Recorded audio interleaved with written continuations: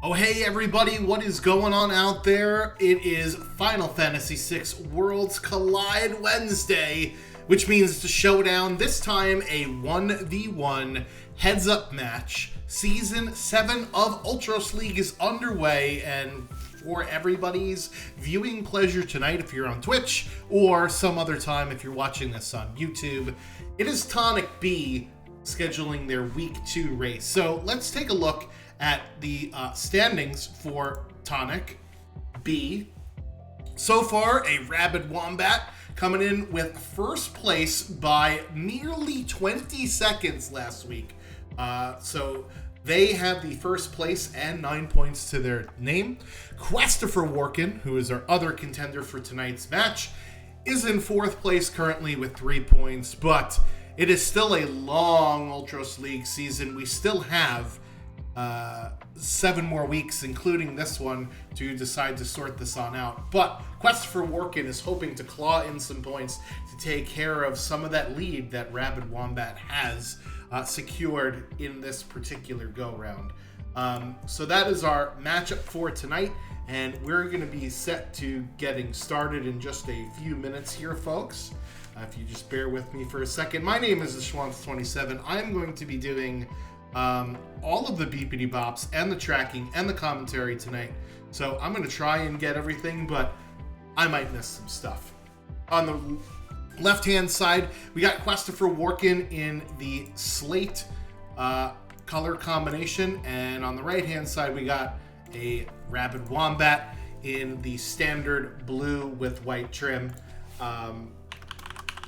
So, interesting thing about both of these runners is that I sort of have a relationship with both of them, as Christopher Workin, I just did a VOD review for him. As part of the mentor program, you could submit VODs, and one of the mentors will go over it and give you sort of some tips and hints and tricks and suggestions. A Rabid Wombat, meanwhile, on the other side, I was actually his mentor for the Moogle Cup in the very first season of Moogle Cup, and I thought he did a fantastic job, and I'm really happy that he is back and in first place so far in his Division Tonic B. We're going to get started in just about a minute here. Ultros League Season 7 has no real differences from Ultros League Season 6, so if you're familiar with those flags, you're going to be familiar with what we are running into tonight. We need to get to 6 characters and 9 Espers in order to unlock Final Kefka. We do get a Kefka Tower skip with either 9 characters or 12 Espers or 22 checks. And I do have the time to beat in the clubhouse right now. I'm not going to spoil it until we get much later on in the run. We're going to give our runners the good luck, have fun, and we'll get this thing started here.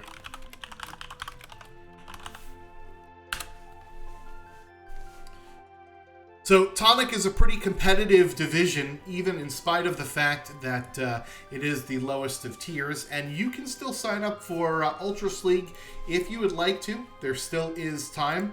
We do drop the 2 weakest scores, so if you sign up now, yeah, you would have missed the first week, but that is the score that is going to be dropped.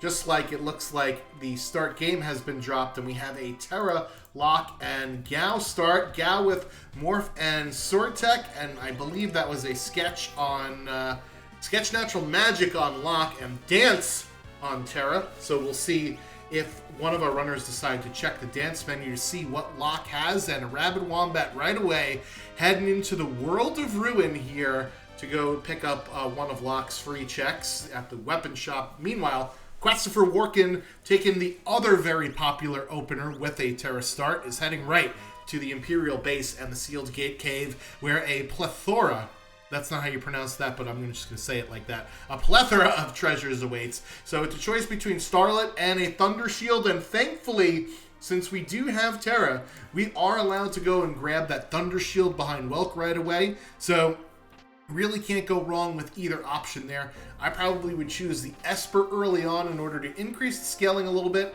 of the enemies that we're fighting and to learn some magic spells earlier than not. Curse Shield counted. Oh boy, that is a maximum battle 15 Curse Shield. I don't know if Rabid Wombat's going to want to uncurse that or not. It will get us the Paladin Shield, the best defensive item in the game, and will allow us to learn Ultima at a ×1 rate. However, that might be a problem with that number of battles to uncurse the shield. It is very high. 15, I think, would be even a bit too much for my blood here, even if I did find a ribbon or a peace ring along the way. Questifer Warkin, meanwhile, taking his loot down to the Sealed Gate Cave. I did not quite see all of the things that he got out of the Imperial base. I did see some earrings, and that Doom Darts would be nice to sell. That Economizer is really good early on in the game. It allows you to cast spells at just 1 MP. So early on, when you don't have a lot of magic points, that's a pretty good thing to have. So we'll see if he throws that on one of his characters here to decide to go ahead and do it. Otherwise, it is also another thing that is a juicy sellable item. So we'll see here from Wombat's screen what I might have missed on Questifer Warkin's screen. And that is a Dragon Horn. That's a nice stab right there in that hidden away chest that I don't think a lot of people go after. I actually tend to open that door up because I like to take the grind fight here if I can on the pull down, but it looks like Questifer Warkin is just going to head on through. And there was basically nothing in that Imperial base. That is kind of disappointing, just earrings, but we do have a Dragon Horn, and we'll see if we can come across some Dragoon Boots. So that is one of the things that I would be looking for in relic shops would be Dragoon Boots and some dried meat, of course, because we do have Gao who opens up that Velt check. So those are a couple things I would be looking for early on in this seed here. The earrings will be nice because we do have Terra with Dance. Did not see exactly what abilities we had on Dance. One of them could be the aforementioned Wombat. So I'm hoping we do get to see it, because then we'll see an animal that represents one of our runners here. And at the end of the Sealed Gate Cave, we do see a Merchant Sprite, so that is unfortunately not going to be a character for us. It is, however, Palador, so that's another shiny stone on the board for Questifer Warkin, as Rabid Wombat will end up getting that as well. And it looks like he does want that chest after all. This is the Economizer chest, so even though it's a slight time loss here, I think it'll definitely be worth it, because even after its usefulness early on in the game, we could sell it for something. Or if he's planning on a long-term strategy, remember, he did pick up the Curse Shield, and Ultima in Worlds Collide is at a 254 MP cost. So that Economizer will definitely come in handy if he wants to actually get Ultima online. Questifer Warkin, meanwhile, looks like they are switching places with Rabid Wombat. Here is going to go pick up this Starlet, I believe, or Thunder Shield choice here at the Narsh Weapon Shop, and we'll see if either one of our runners do that 15 Battle Curse Shield.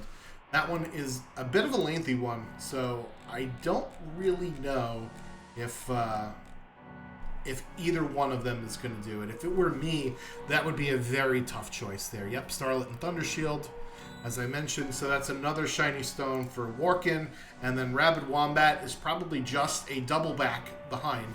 Remember, he did double back on that one piece of treasure there. Other than that, that's the difference so far between our runners, and it remains to be seen where exactly we're going to go with this seed. We do, I think, want to find some dried meat, because Gao's checks are really nice early on in the game, because not only do you have the Velt with the Lobos if you don't fight anything else, but you also get the Serpent Trench, which is 3 to 5 battles, no bosses there. So those are some pretty good early checks to start off with, as we've done our 2 free checks so far. So we'll see if our runners decide to go to the same towns here. FF6WorldsCollide.com is our website in case you want to roll some seeds of your own. And if you are following us in the chat, that is a very cheap Phantom there for Rabid Wombat. Sure, let's go ahead and pick that one up as well. I think that was like 1200 GP, so definitely worth a stab at that.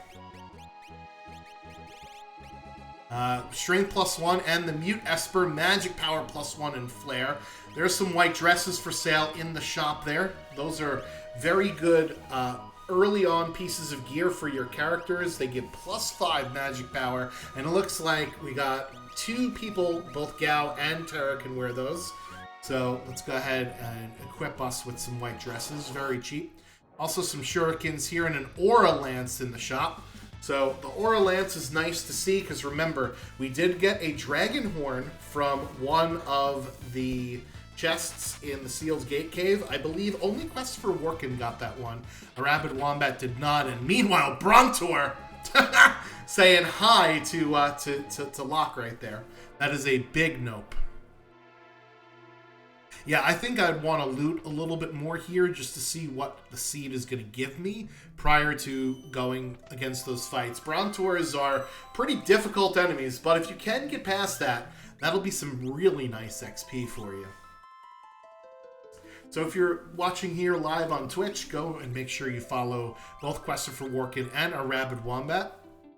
I think they would appreciate that. Meanwhile, we got some fixed ice and a Genji glove there for Rabid Wombat in South Figaro. Pugs the monster in a box there for Quest for Workin. And there's some Dragoon boots there in that shop. So remember, we were talking about a build. We have an Aura Lance in World of Balance to Zen. We have a Dragon Horn.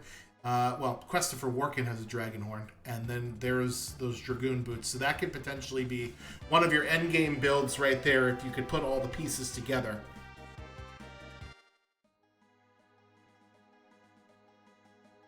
Quest for Workin here. Looks like they are going to go ahead and take the Moogle Charm off again. See if the grind fights over here are a little bit better. Remember, he can trigger the Tunnel Armor fight with Locke here. So he's got to be careful. And it looks like he is going to uncurse that shield. We got Gao, who's looking a little cuckoo for Cocoa Puffs here.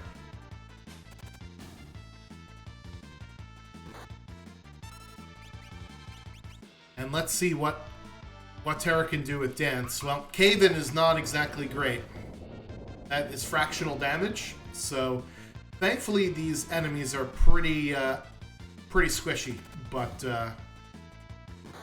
I don't think they're going to offer very much XP, and that's got to be annoying for the team to have Locke go down here. Because any dead characters in Worlds Collide will not gain XP from whatever fight it is that you're fighting. And he can't get Locke back up because remember, Terra is in the trance with Dance, and she's given us the do-do-do-do-do-do, the sandstorm there.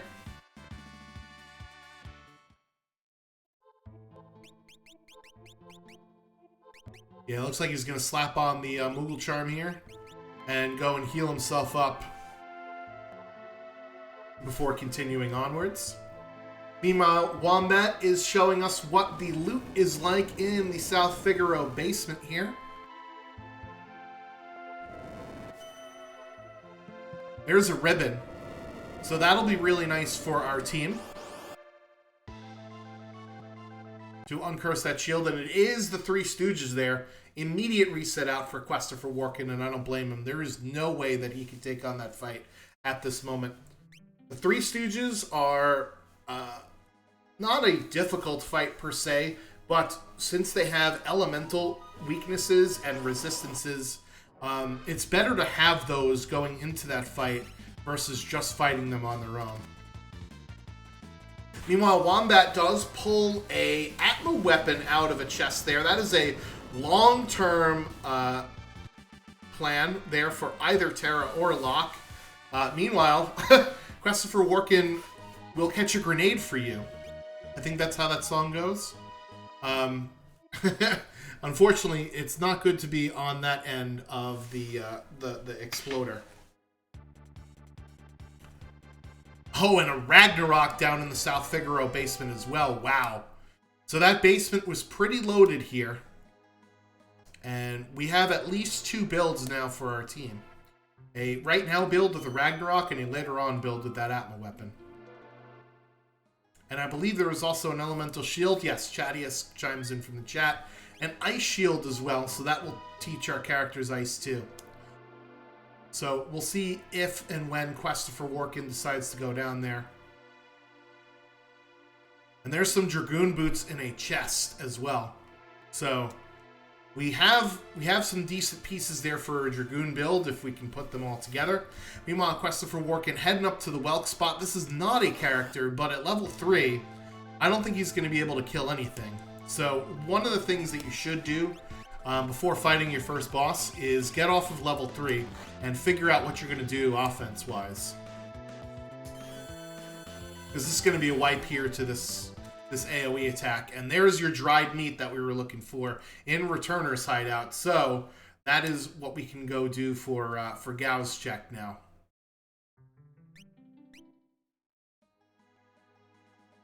Alright, Christopher Walken bouncing off a few checks here. But at least he knows what is waiting for him, right? He knows that Stooges are there. He knows that Air Force is there, so he knows that some of these early checks he's going to need to be prepared for it. All right, so Rabid Wombat with that dried meat heading over to the Veld here.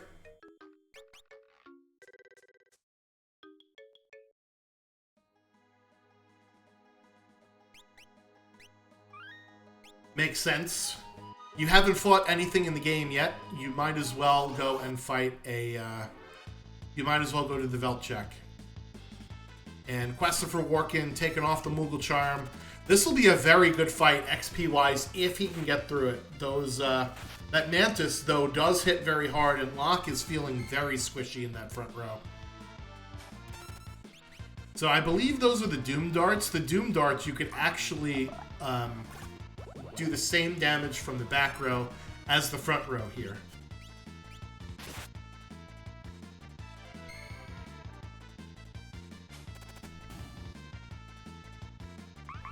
Alright, nice AoE non-elemental attack here with Rage. And that Phantom that we bought for cheap has Ice 3 on it, so that is another great way to start the game here. Maybe give Gao something to do, because we do not have Cyan yet in sight for Sword Tech.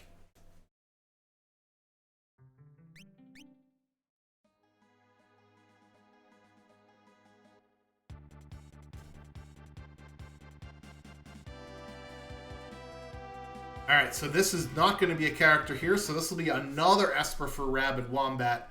And he has gained 4 pieces of progression without gaining any levels here, so he's going to have to be very careful, because we've seen from Christopher Walken that some of these mobs here are not really playing around. There's not a lot of good, easy ones that we could find early here.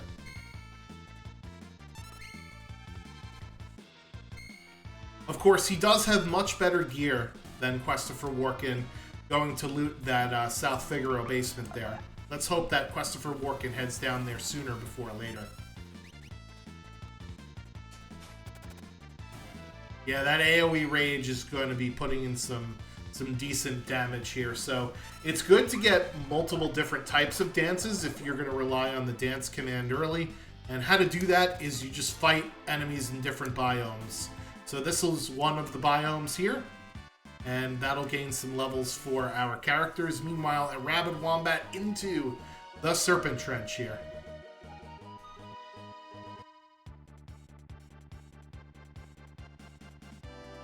Anywhere from 3 to 5 fights is what you could expect out of the Serpent Trench.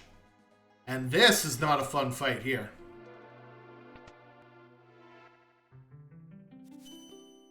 I didn't see if anybody could actually use those fixed ice.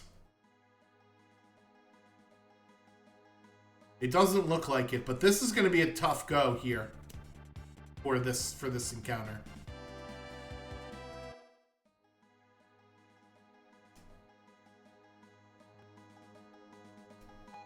I might be tempted to try and sketch the box set, because box set's sketch is the same thing as its Rage, and its Rage is Meteor, for those of you that don't know.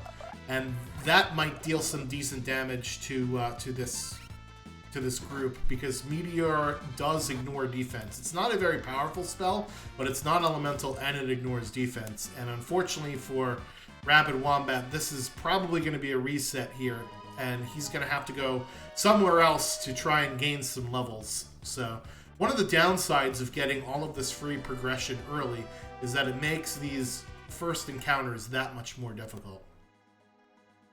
Alright, so Christopher Walken, after flailing around for a little bit, finally decides to head on to South Figaro, where he's going to get his fixed ice, his Ragnarok, his Atma weapon, his ice shield, and his Genji glove, and all of the fun stuff that we saw Rabid Wombat pick up here, including that dried meat, I believe, is here as well. He does see the Dragoon boots in the shop, too, because remember, he did pick up that dragon horn earlier in the sealed gate cave, so we'll see if that one comes back to be a build for him here.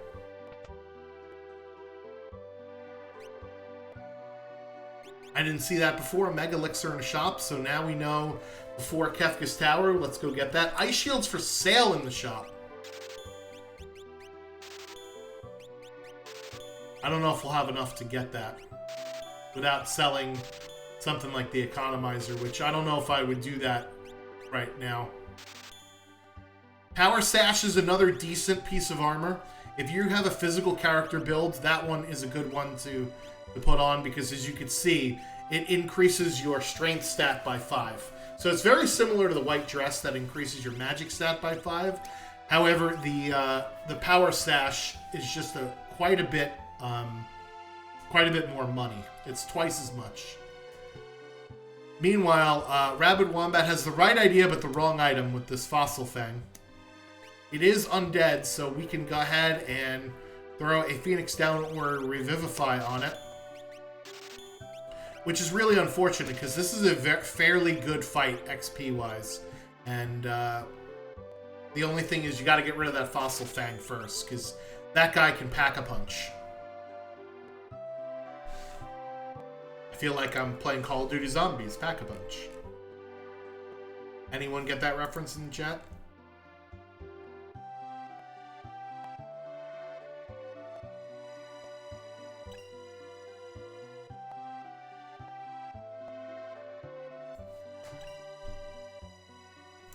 Alright, this is a better fight here for Rabid Wombat. If he can get through this, again, decent XP. That Ragnarok, unfortunately, is not going to be of use until he gains some MP and allows it to crit. But there you go. That's that fight over with, and his crew is going to gain a bunch of levels there. There's the ribbon for Gao.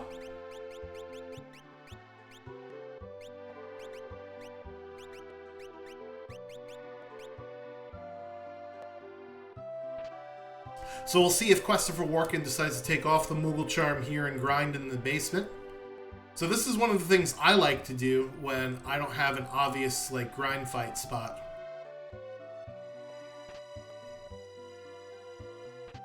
And we'll get all the goodies here in the base. Yeah, Hero Ring and Atlas Armlet as well.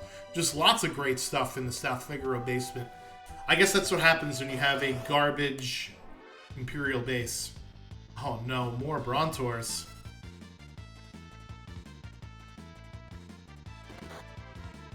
Yeah, if Locke does a sketch here, that would be the rage for Brontor is Fire 3. So if you know your rages, your sketches are kind of the same thing. It just happens a little bit less often. Dinosaurs in the basement.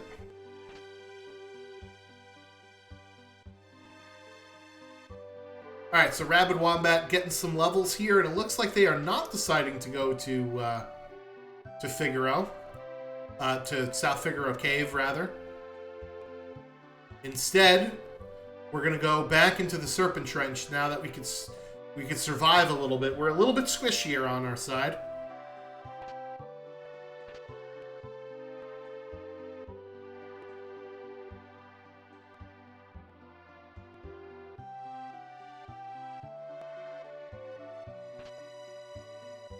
There's that Ragnarok that Christopher Walken is kicking himself now for getting it now instead of before trying to do all the grind fights.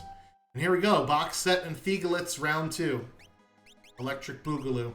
So unfortunately these enemies have very, very high magic defense, and the box set... Oh, I didn't even realize they have Reflect too. So this is definitely a lot of damage to Gao there.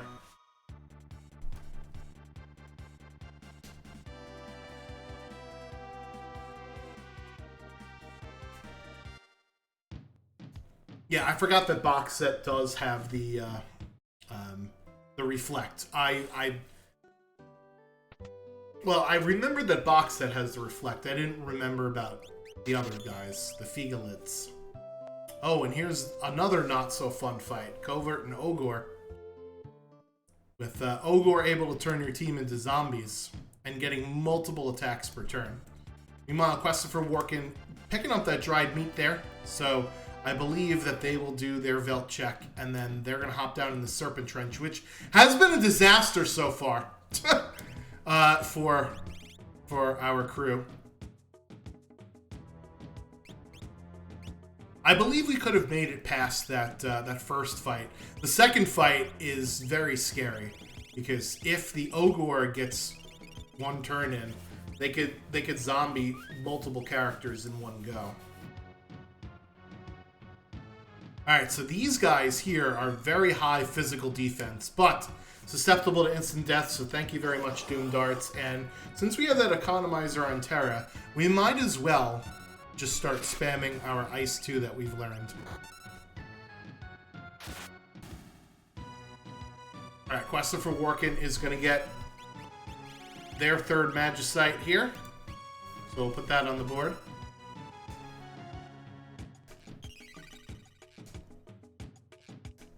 Yeah, sometimes it's just the luck of the draw when you get bad bosses. There was one seed where I decided that I wanted to go Float and Quake strats because I got them both on my very first Esper, and I was like, oh my god, this is the dream. I get both Float and Quake. I can basically kill all the things. And then my first 3 to 4 bosses, I think, were either floating, which means that Quake did nothing to them, or in the case of one of them, actually was a nullified out earth damage. So, yeah, that my brilliant Float and Quake strategy, I couldn't even put to good use. It do be like that sometimes. Alright, looks like Questifer Workin is going to try and take this fight on here. And we do get Phoenix at the end of the Serpent Trench. So that's another Esper for us.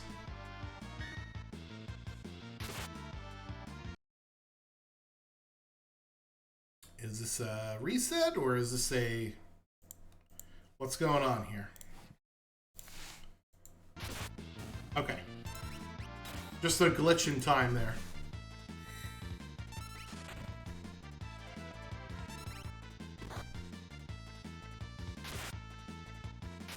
Yeah, so we can get through this fight. It's just going to take a little bit.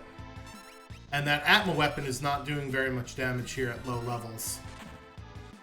The unfortunate part is you really can't use Dance on these guys because they have very high magic defense. I believe that was a Bolt 3 on that Phoenix Esper, so we got some pretty good spells early on here. It's just a matter of, can we learn them or not? This fight's going to take a while, but it's going to definitely be rewarding, especially with all those Espers that we hopefully equipped.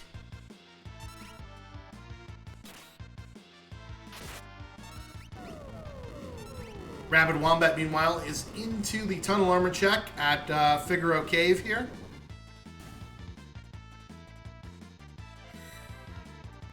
So we'll see what the reward is, well, what the boss is here, and then what the reward is. Well, that is annoying. That is my biggest damage dealer now frozen. And here is that Three Stooges. So Tonic B, let me pull up the Tonic Beast. Yeah, so this is the same pool that Dwaya is in. She is currently in 3rd place. Rabid Wombat is in 1st, and Workin is in 4th place. So we got some excellent action for you here tonight. Meanwhile, Questifer Workin did get past that first fight, and even though he struggled a lot early in this seed, had he just gone looting instead of trying to butt his head against a bunch of things, he would have a significant advantage now, especially in terms of levels. getting through that fight, whereas a rabid wombat ran away from it. Meanwhile, we did learn Ice 3, so that is definitely going to help out in this Three Stooges fight here.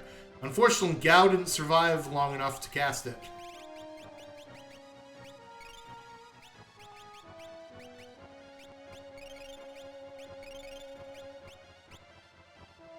Alright, we're down to a 2v1 here for Rabid Wombat. So we'll see if he decides to press forward or to try and get the rest of his crew up. We did find an Ice Shield, so good idea to take out Mo here so that only Larry is the one left. And oh boy, 1 HP! Oh my goodness. He's got to heal himself up here. I probably would have hit myself with another Ice 2 spell. I think that would have cured more than the dried meat. Oh, thank you, Larry, for the heal. Appreciate that, dog.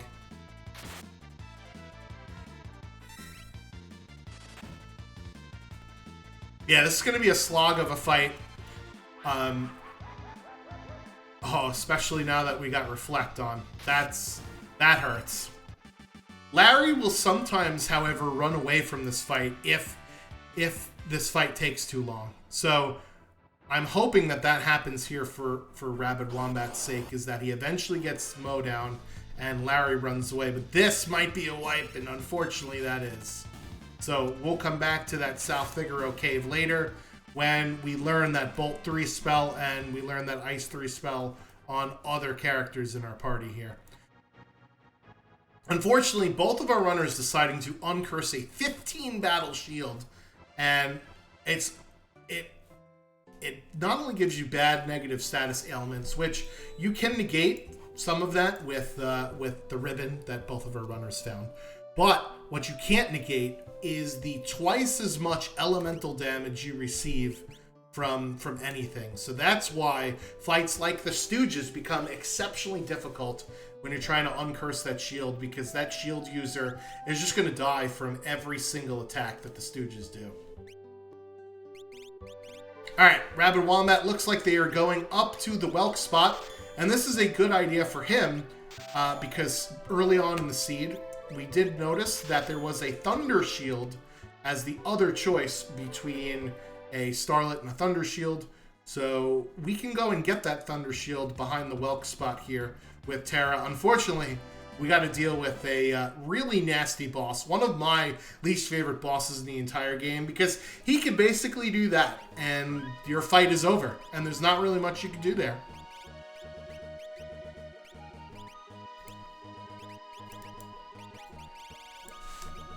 So all that time that Christopher Walken was spending bouncing off these bosses, Rabid Wombat is sort of giving back to him here. So that's why I wasn't too worried about, you know, Christopher Walken not being able to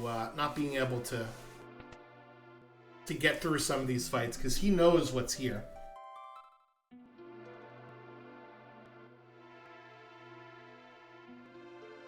So we have not seen the Zozo Tower check, or the Phoenix Cave check, or the Mobilist check, but the Mobilist check is a bit difficult because we'd have to do it as a 1v whatever that boss is.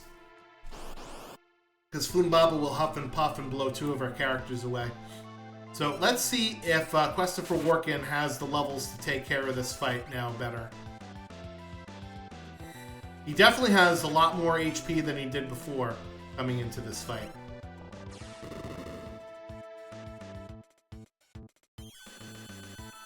Meanwhile, Rabid Wombat is heading up the Zozo Tower route. So this will be some new information for us here.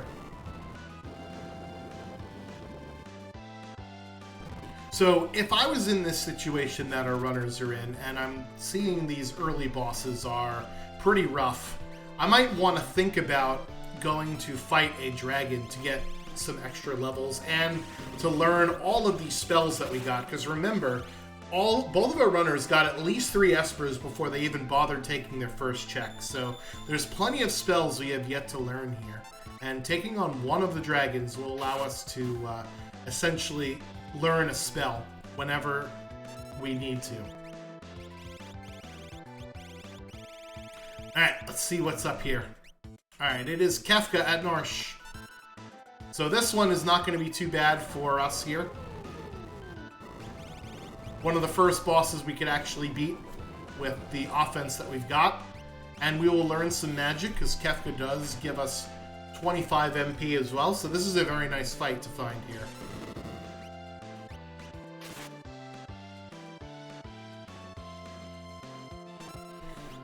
Chadius points out in the chat that in addition to the levels of the MP that we'll get from the dragons, we get a high tier item drop, which might be another Illumina or another Ragnarok for that Genji glove that we picked up earlier. And Christopher Workin is getting on through Air Force here, so he's going to be able to pick up that Thunder Shield as well as whatever this reward is. It's not going to be a character. It is Torado, however. So Torado and a Thunder Shield is not bad. So we'll see if he decides to go up to Kefka at Norsh here, or if he decides to go back for that Stooges fight. Welcome in, Gar, with a party of 3. Your table is over there in the corner. Make sure you don't be all judgy and stuff. Wombat, meanwhile, getting past their Kefka fight. Although he's making my eyes bleed now with the with the poison status here. And let's see, unfortunately it's a dead check, but it is a Minerva. I believe somebody in the chat said, hey, my favorite piece of gear for uncursing the shield is a Minerva.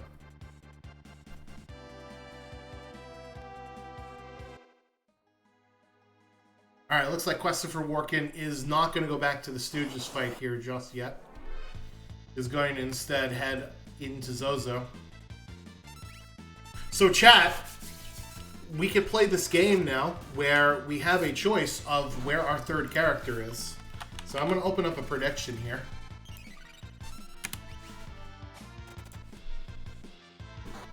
Hold on. We've got a couple of choices for where our next character is. We have Kefka at Norsh, of course, because of course we do. We've got Phoenix Cave. And we've got Leet River. And we've got Mobliz. So I'm going to give you guys a couple of minutes in order to check. I'm going to give you guys 5 minutes to pick where your next character is. So in the Twitch chat, here's where you could start your prediction. Bet with your channel points where you think our fourth character is. And it looks like we might get our answer here with Rabid Wombat taking a ride on the Leet River. So our 4 choices are Kefka at Norsh, Phoenix Cave, Leet River, and Mobliz. Looks like Christopher Workin keeping the Moogle Charm off to do some grinding here. Remember, you can bet as many channel points as you want. You don't have to bet just 100. You can crank that bad boy way up if you'd like to.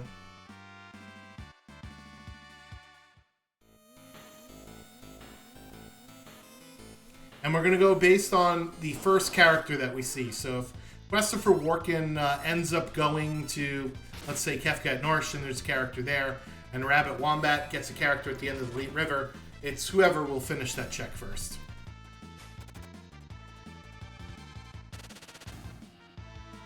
Yeah, so if you wanted to uncurse this shield with 15 battles, then the Leet River is not a bad option.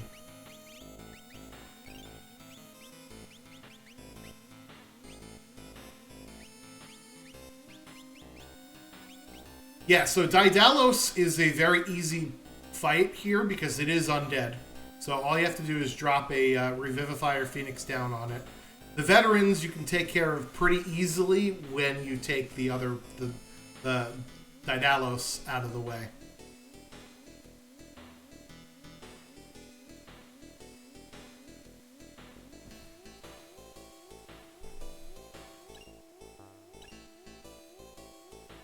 Alright, we do know what is waiting Christopher Workin here at the top of Zozo Tower. It is going to be a Minerva as the reward, and it's going to be Kefka, but not that one, at as the boss here.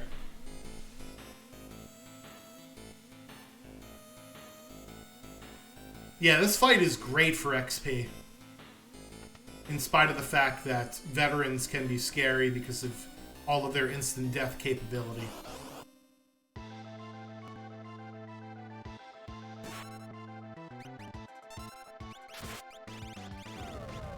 Alright, we are way closer to the end of the Elite River than I thought we were going to be. I thought this was going to take way longer. So get your predictions in now.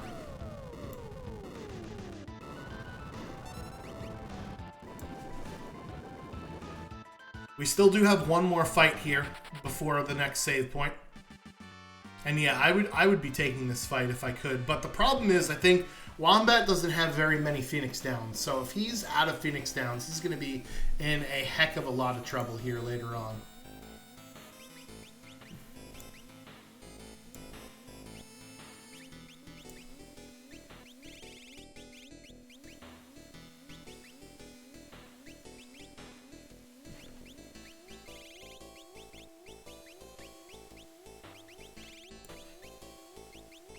Alright, so we got some predictions as to which character will be. Gogo, Umaro. I'm going to go with Mog at Kefka at Narsh because that is one of the most annoying things you can do.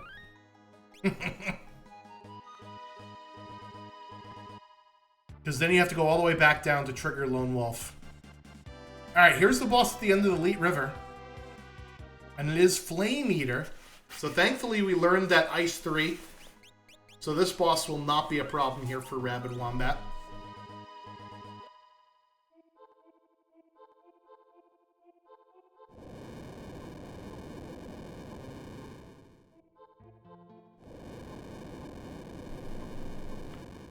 Alright, so Christopher Walken is deciding to go back at the Stooges. He does not know that there isn't a character here. Because this is not a check that you can peek with the Tunnel Armor spot. But he's got way more HP now, and he's got better tools to deal with this crew. Unfortunately for him, he does not have that Ice 3, because that was on the Tzenthi Vesper. Alright, here we go. It is Golem at the end of Elite River, so that is not a character there. However, I am always happy to see a useful Esper at the end of Elite River. So sorry to all you Elite Liver... Wow, Elite Liver? Yeek. Your Elite River lovers. Try saying that 5 times fast. But yeah, so we still have Phoenix Cave, we still have Moblez, and we still have Kefka at Narsh for where our 4th character in our seed is going to be. Those are our options here. And those are really not good options, if I'm being honest, guys.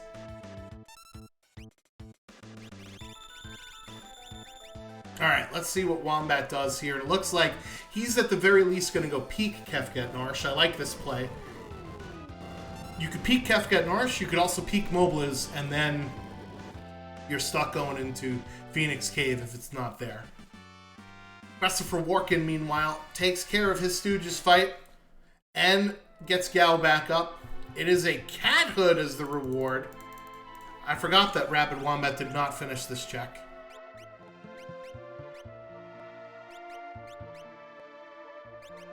The cat hood is really nice because it will give you all of the XP that you can for a particular fight. However, not what we're looking for.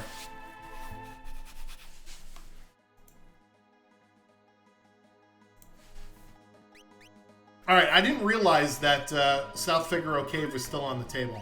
That would have been really embarrassing for me.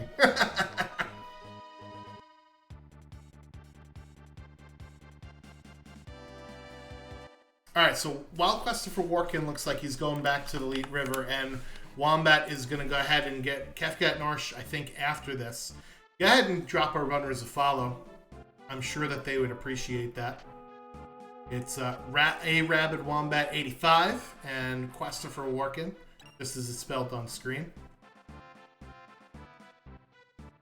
Alright, that's Tirado there for Wombat, along with that Thunder Shield that we got back there. In terms of checks, Quest of Workin has 8 checks and Wombat has 9.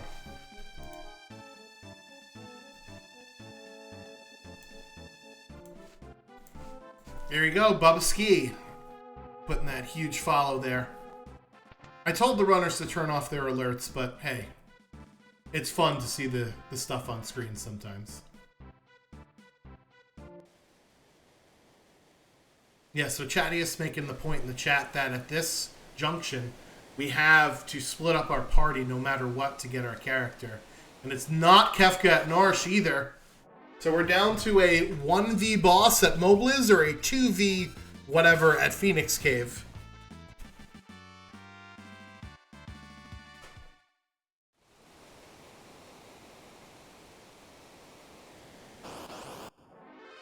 So for Phoenix Cave, you don't have to take any fights, as DPCL mentions. However, there is a dragon in Phoenix Cave, and if you go all the way there, you ought to take the dragon fight.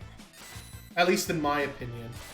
Because it'll give you the levels, it'll give you the magic, and gives you an extra check. So it's really 2 checks in one area. And with the checks at 20, or with the Kefka Tower skip at 22 checks, it really incentivizes you doing more checks and not less.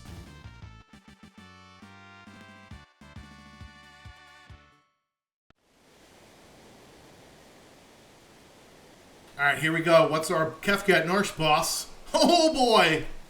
Who's hungry?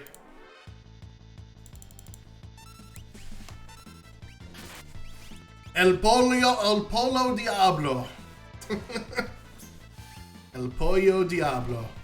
The spicy chicken. Satan's poultry. Nashville hot. Buffalo blue cheese. Yep, so we are just going to leave Kefka at Narsh there. Okay, bye Den. Because that's not a character anyway, so who cares?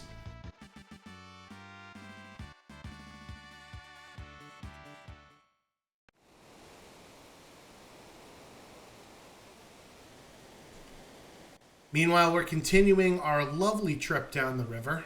Nice scenic route here for Quest of Workin. We did finally uncurse that shield.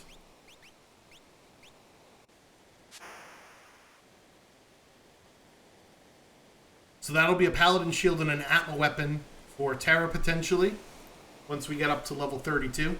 And we do have a Ragnarok for Locke.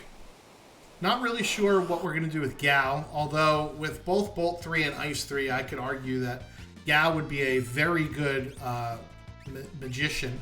And one of the great things about him having Sword Tech is that with Sword Tech 5, it refills not only your HP, but also your MP.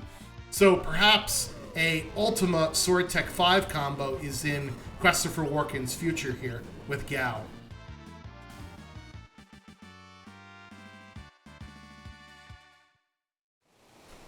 Well, the thing with Mobliz is you could peek what the reward is at Mobliz, right? If it's a character, you kind of have to suck it up and just do it.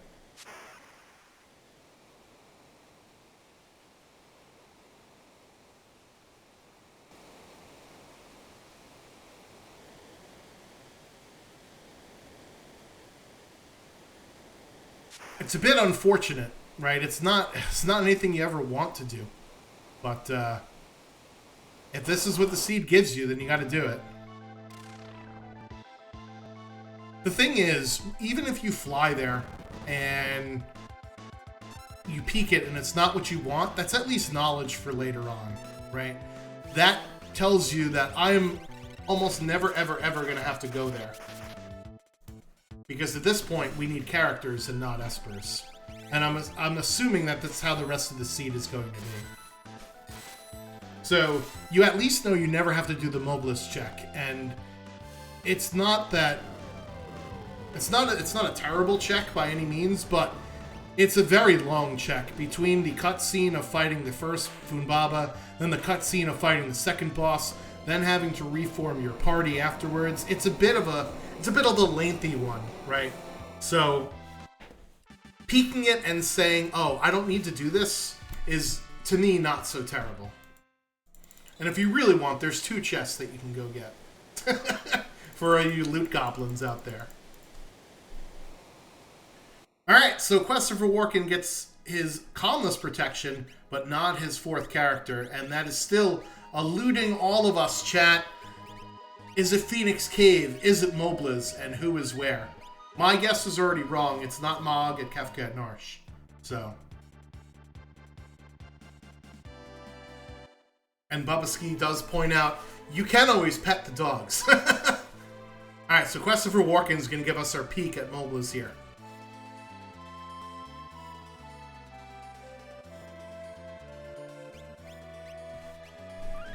Go-Go at Mobliz would be great, because then you don't have to reform the party all the way. You could just leave one character and go right to Zone Eater. Of course, it's an empty chest anyway, so you're leaving empty-handed no matter what.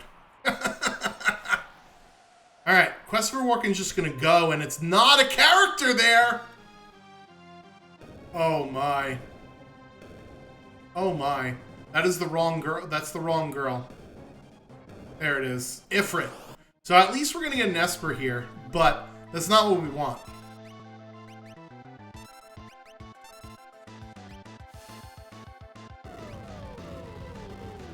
Alright, Rabid Wombat, I think, knows the story here, so he's heading over to Phoenix Cave.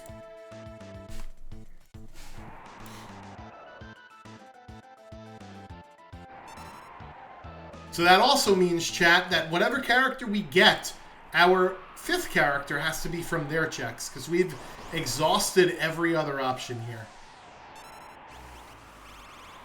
And here is Tritok. We haven't learned Fire Magic at all this seed, so Christopher Walken is well, okay. I was going to say extremely lucky that Gao was the one that got chosen, but, yeah. Yeah, let's reset out of that. Yeah, because, oh no, we did learn Flare. So, not only did we find the spicy chicken, we found the frozen chicken, and we don't want to do either one of those checks. Looks like we got a double Phoenix Cave here, so where are my Phoenix Cave lovers at? I know that Falcon Hit, who has been the champion for Ultros League the past 3 seasons, perhaps, loves a Phoenix Cave first play. So if he was running this seed, he would have beaten the pants off of all of us here.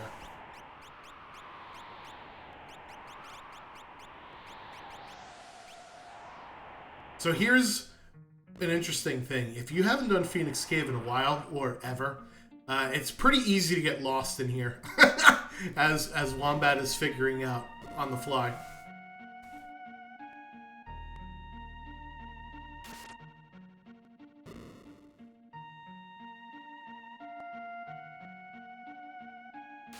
Yeah, starting Phoenix Cave is an interesting play. You do get either, there's 8 really on the way chests. I think there's 10 altogether in here that you can go get early on.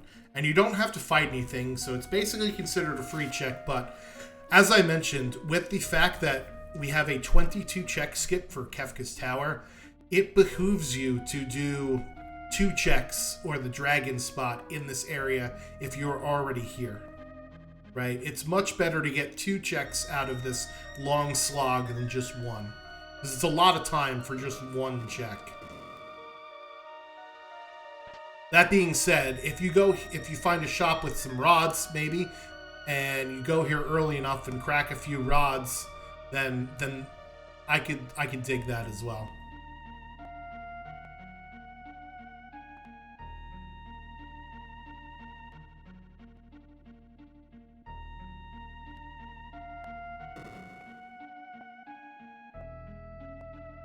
Alright, it looks like Wombat is not going to bother with the dragon here, because it is below where our characters are now. And let's see, chat, who is at the end of this Phoenix Cave? Give me a character prediction here.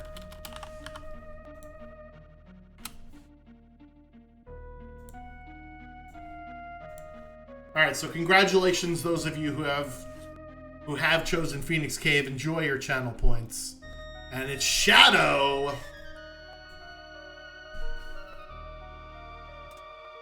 So, for the runner's sake, we'll see if Shadow with tools. 41 magic power, though. That's pretty good for a starting stat line on Shadow there. So we have Velt Cave, we have Floating Continent, and then we have Gao Manor. I'd have to imagine that we check what's at Gao Manor first. Because Floating Continent at 50 minutes never feels good. Oh boy, it's not at... It is not here.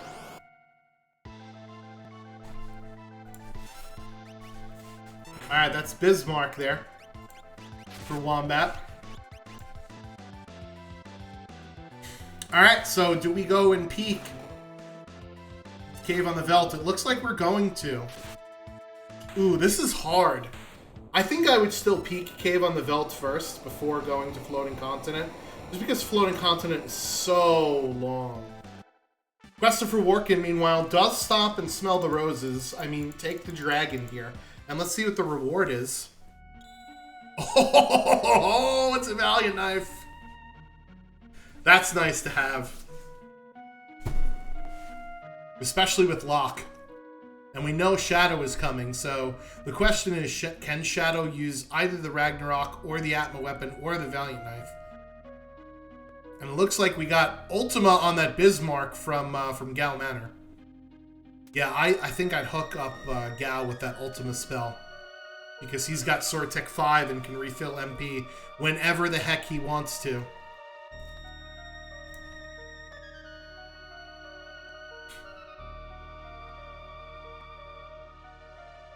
Yeah, the problem with Floating Continent is what happens if you get 2 Espers in a dead check.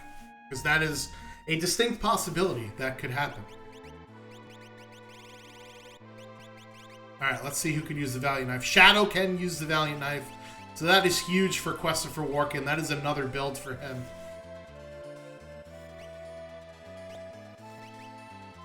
And it looks like Wombat is going to take all 4 characters into this dragon fight. I like this idea here. We just got another character. Let's teach them some spells, especially with 41 magic power on Shadow. And we haven't even uncursed the shield yet. So this is a good idea here. HP plus 100 Esper on Golem. Let's go. Valiant Knife on Christopher Workin. Off to the races now. He's going to pick up his Bismarck Esper here, and then have that choice. Do you go to the Floating Continent, or do you go to the Velt Cave?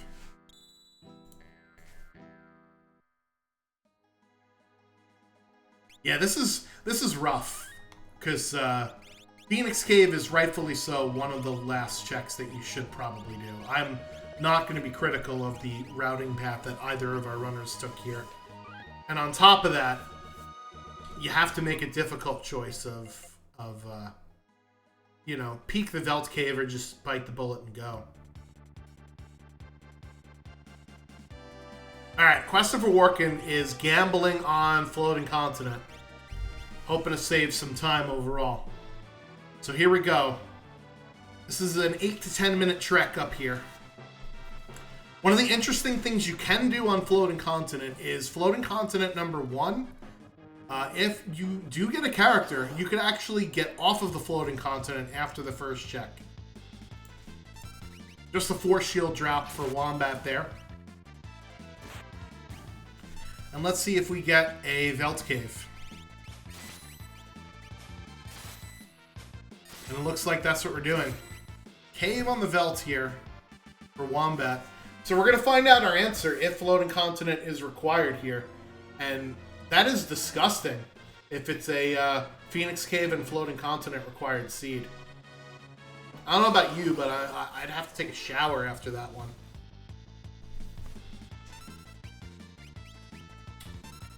Little stray cat action here for Christopher Workin. Gao does not have Rage. He has Rage in Vanilla, but not in this seed. He's got Sword Tech.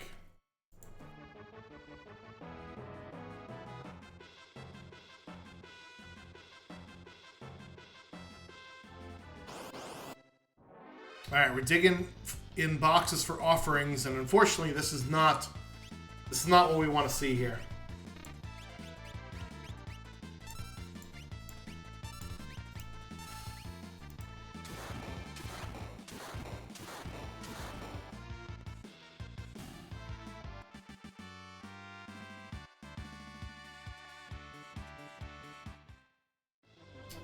Alright, we are, yeah, just... The presenter drop is not great. It's a Dragon Claw, which is okay to sell, but just get out of here. Oh, and it's Atma. Up here on the floating continent, and Christopher Warkin is in his just hold A phase, and he's not going to bother with messing around. It's Ultima o'clock here. Yeah, one of my favorite things to do is to cast X-Zone on Presenter and have it hit the body but miss the head. So all you have is a floating head afterwards. It's pretty hilarious. Alright, here we go. Drum roll, chat. Oh, dead check at the Belt Cave! It's Floating Continent! Oh, what a cursed seed. Oh, man. Oh, man. The worst part is it's a dead check. Like, even if that was an Esper, fine. I now have 9 Espers, but I still have to work for my Oh, no! A Doomgaze! Oh, no! Yeah, point all of your hate at the Commissioner Double Down for rolling this disgustingness.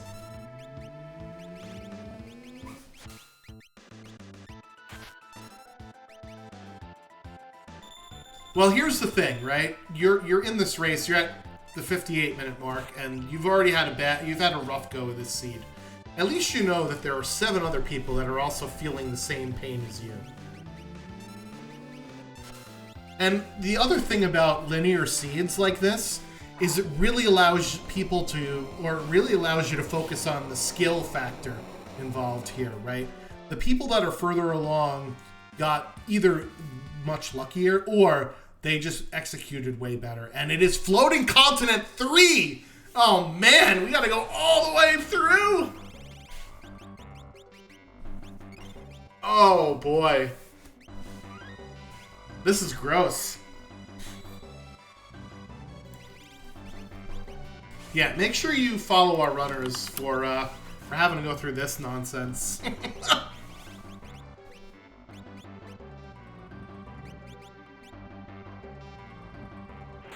Alright, so we know that Floating Continent 3 is where our character is. Chat, who do we think is there? I'm gonna go with Setzer. Let's make it easy on our runners. We'll give them Setzer. Setzer only has 3 checks. One of them can't be a character, so it's gotta be either Colingen or Daryl's Tomb. I'm gonna let them be nice. We're gonna be nice, and we're gonna give them Setzer.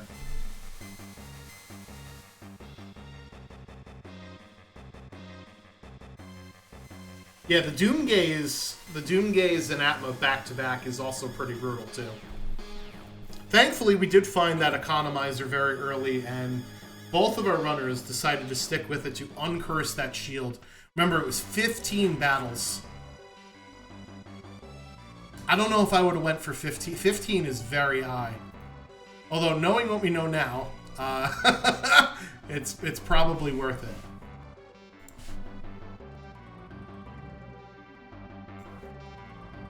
Excuse me there, my logo was a bit too high there. There we go. Alright, Christopher Warkin, do not get off of this island. Alright, boss number 2. Ooh. Well, we're gonna learn some spells here.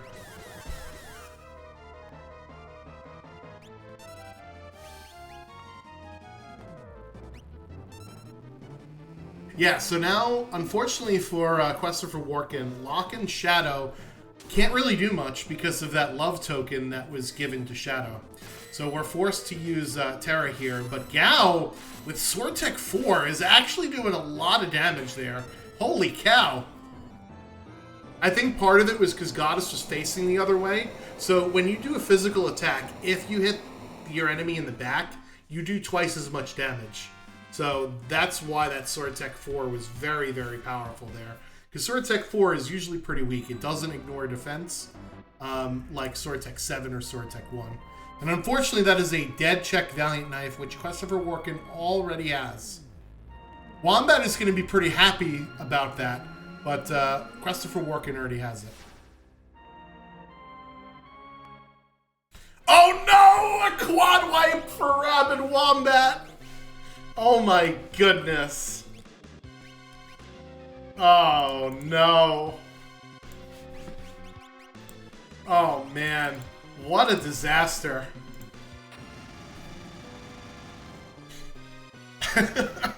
Chat did remind me that we do have a Genji glove in our inventory that's just collecting dust, so we can have a dual Valiant Knife wearer here at least.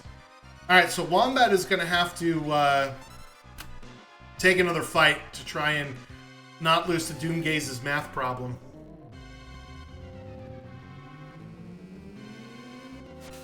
Is that the Benny Hill theme I hear somewhere? So, in terms of checks, Christopher Workin is at 14 and Wombat is now at 13. So we're still not really all that close to Kefka Tower skip, in spite of the fact that this seed has been very linear and kind of gross. Kind of gross is the objective term for it.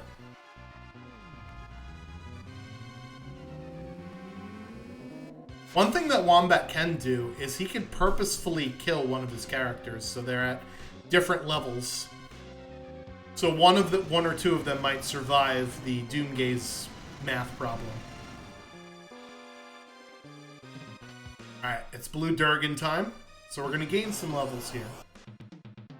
And thankfully, at the end of the floating continent, it's just Dataluma. So Christopher Workin is just spamming Ultima here. Not the most efficient way to win a fight, but hey, at this point, it probably feels pretty cathartic. Alright, so who is our fifth character? We're going to see right now.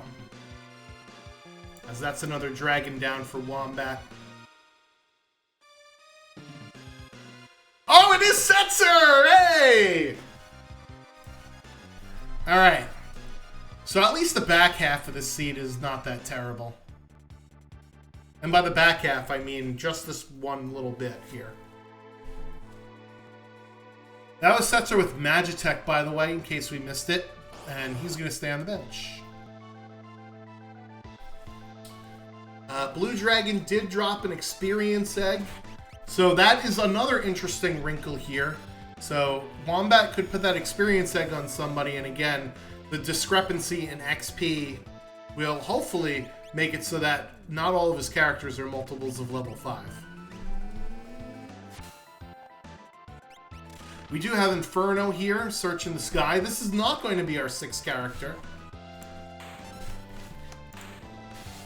Alright, well, I missed with Mog at Kefka at Narsh, and I was correct with Setzer.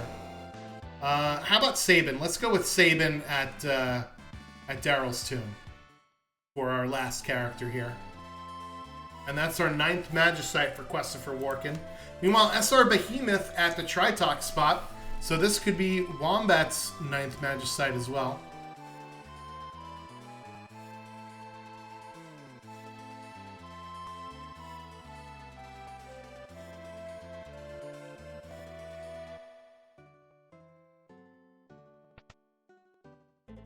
Alright. Oh, and it is Mog. Okay. So that is Final Kefka Unlock complete for Christopher Workin there.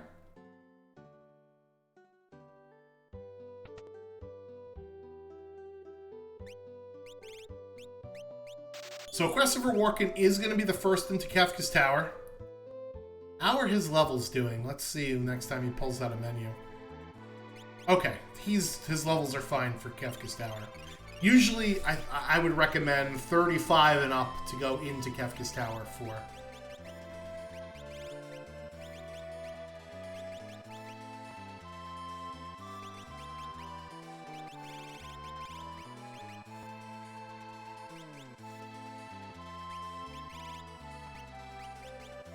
Alright, prepping his Terra with that quick Esper. That allows you to take 2 turns, so we're going to get quick double Ultima with that economizer on.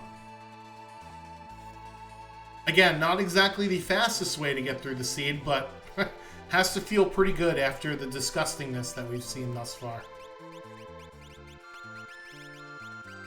And we'll see how Christopher Warkin decides to split up their party. Oh, that is a jump Mog there. And that is an Esper at Tritok Cliff. So, Wombat gets another Esper.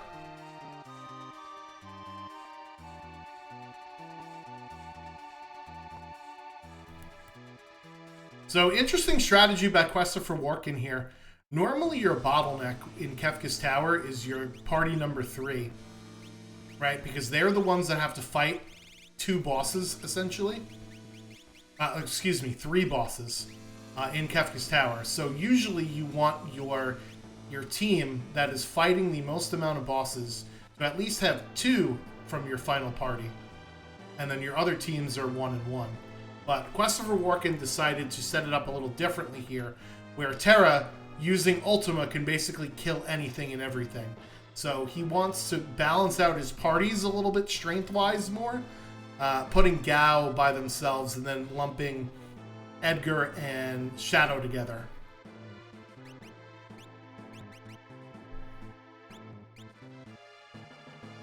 Alright, here's the pugs at the Umaro. No, this isn't Umaro. This is the classroom monster in a box. So, Wombat's still looking for that offering now for that Atma weapon. Little does he know that there is a Valiant Knife waiting him on top of Floating Continent here.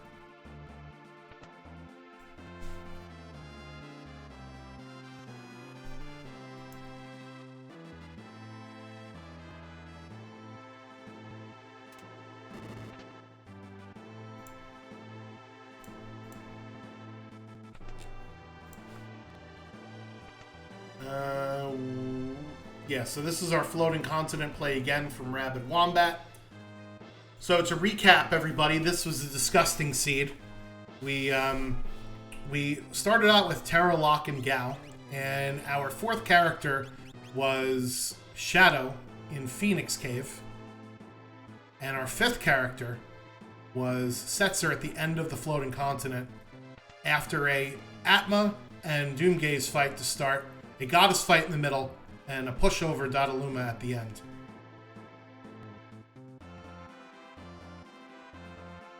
Yeah, so this goes to show you that even if you struggle a little bit early on in the seed, make sure you pivot to something else, right away, and don't try and bash your head against the wall too many times. We did see Christopher Warkin go, I think, to 3 different spots before struggling to get through his first checks. Ultimately, actually looting would have helped in some of those early fights for sure. But, it's just the name of the Perseverance game here. Alright, so that was Ultros 2 at the Inferno spot. We have seen some very difficult bosses outside of Kefka's Tower. We've seen Poltergeist that we reset out of. We saw Tritok that we reset out of. Doomgaze, Goddess, Atma, Inferno, Air Force, 3 Stooges. So there's not really much left here in Kefka's Tower. Let's knock on wood so that I don't give these runners a bad time.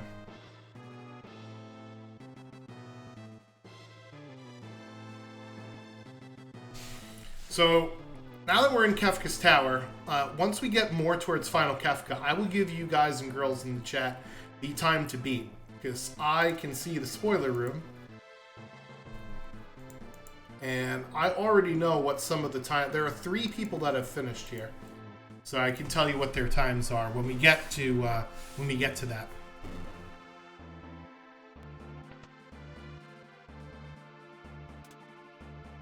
Alright, so Wombat here going to fight his Atma again. I didn't quite get to see what his levels were before this fight.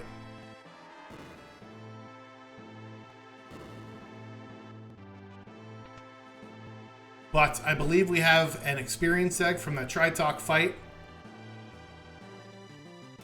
And we have some... We're definitely going in with different levels than we had last time. And that's because we took some extra fights. Guardian spot coming up here for Christopher Warkin. Oh boy, here comes a Quake from Atma. Okay, that did way less damage than I thought it was going to. And it's Niles and Frazier, the Cranes here. So not a huge problem here.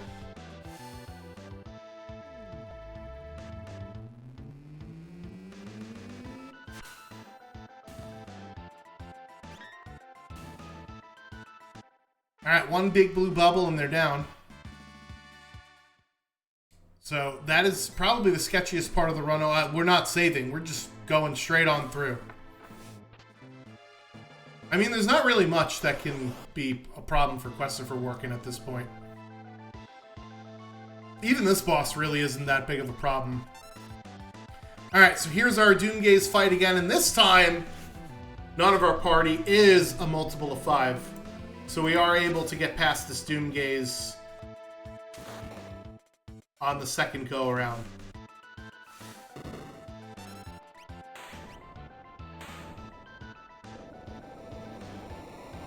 Alright, so that's Welk down.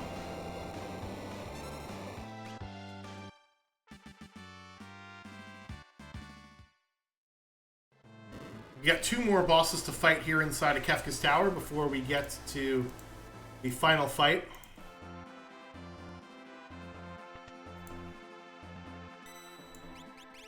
For those of you just joining us, so taking a look at our standings in this division. Right now, Rabid Wombat is in first place, so his struggles are everybody else in this division's game.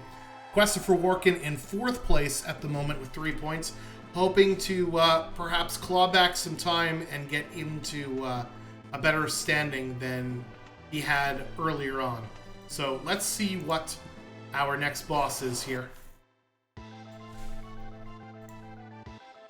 And it is Dullahan.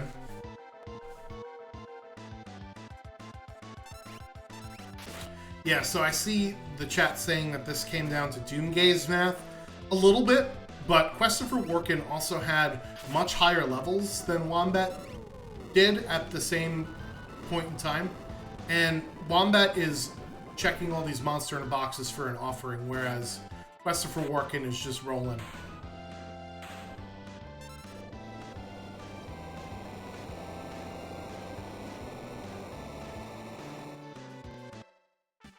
And maybe part of that is the early game struggles that Christopher Warkin had. Because remember, he did lose a lot of time in the beginning of this seed, bouncing off of that Air Force fight and the Three Stooges fight and a couple of grind fights. Wombat did also bounce off some of those things, but they weren't nearly the same. Or at least they didn't feel like it was the same to me.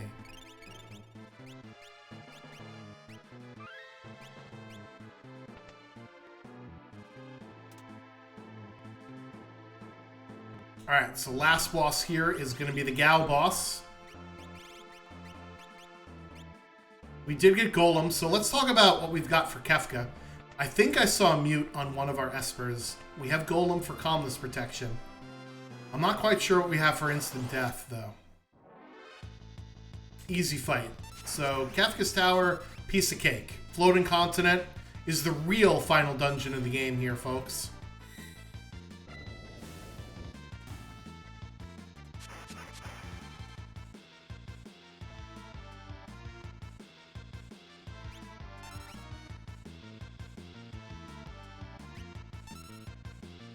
Locke did have natural magic, so he might have learned a instant death spell just over the course of the seed, and I just haven't noticed it. Yeah, so we definitely have mute. I just saw it for Wombat.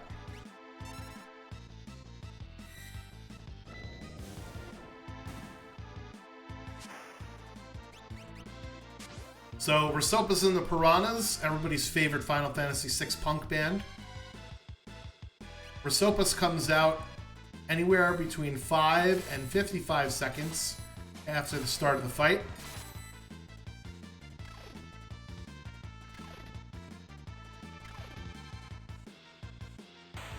Alright, there goes Resopa's.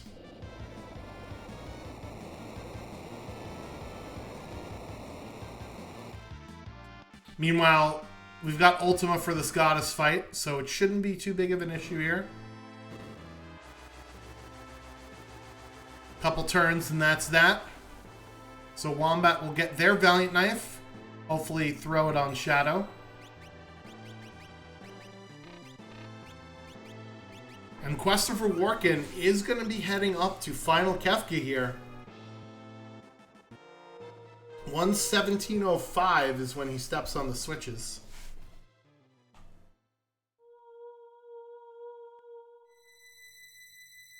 Atma Weapon, Valiant Knife, Genji Glove is an interesting combination. It's like an oxymoron.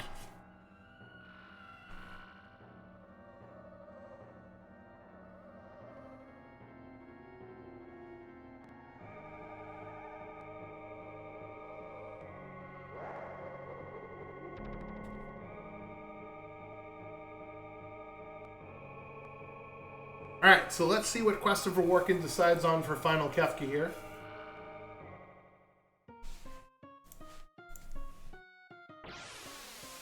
The person in slot number 4 goes first on tier 2, 3, and 4. So we'll see who he puts in slot 4. Looks like it's going to be Gao here. And then Mog with that jump build is going to be our backup, just in case anything goes wrong.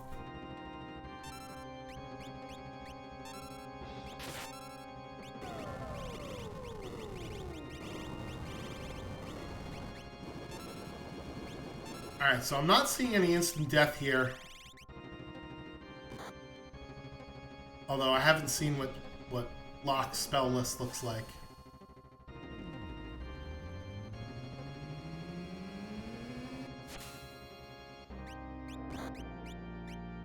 Alright, Terra's got to be careful here.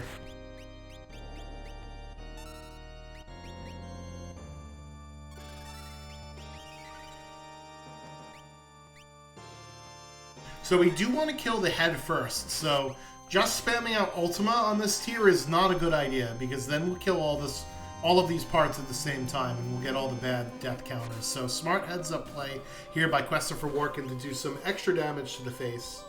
Now we need to take out the long arm so it doesn't death counter with Shockwave.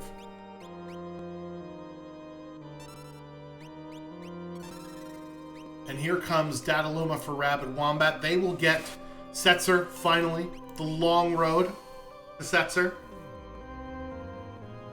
I wonder if he's going to go for Skip, because we have Search the Skies, and then we potentially have Daryl's Tomb after that. And that's tier 1 down for Christopher Workin. Very nicely done.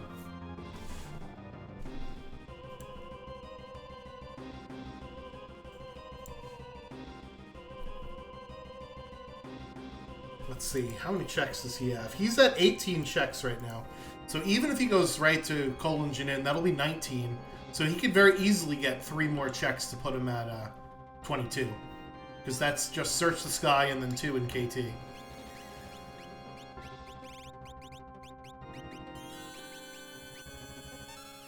Alright, let's see how Christopher Workin decides to play this part of Kefka here. Alright, that's unlock Final Kefka complete there for Rabid Wombat, but as I mentioned, we're on 19 checks, so we'll see if he decides to get 3 more checks for that skip. And it looks like he is going to do that. Search the Sky is coming out. This was Inferno.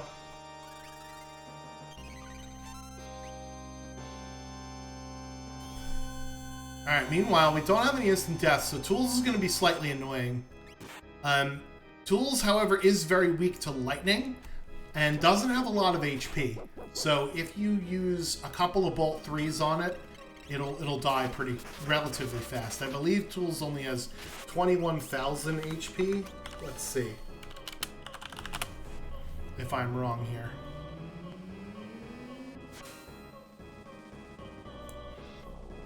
Alright, so here comes the quarter. So that's magic done. Or not. Maybe Christopher Walken did not learn mute.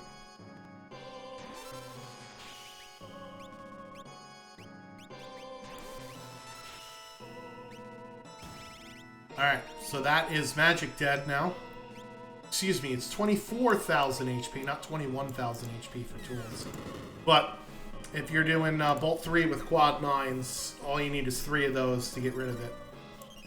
Alright, there's another Esper here for Rabid Wombat, and he's just 2 checks away from skip.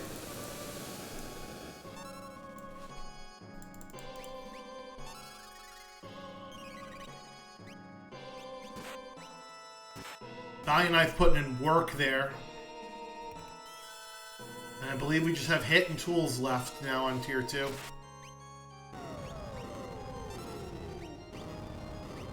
Queuing up a bunch of attacks here. It's a little dangerous with 10 hits coming out.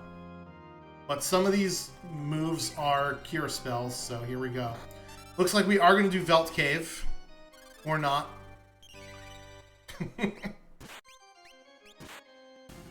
I guess he realized that, oh, I could just do the 2 checks in Kefka's tower here. Out comes 10 hits, and Gao has got to be careful here.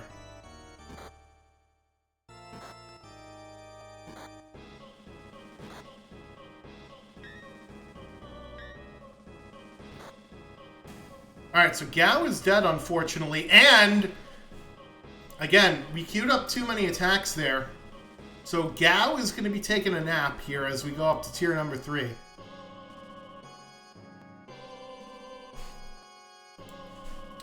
Alright, so chat, do you want to know what the time is that Christopher Walken has to beat to get first place or not? You let me know as we're heading up to tier 3 here.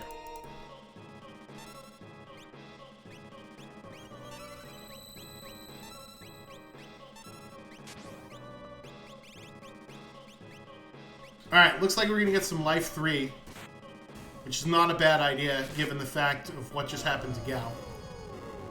Alright, so Christopher Walken's time to beat is a 1:26:37. That is our current first place time for this week.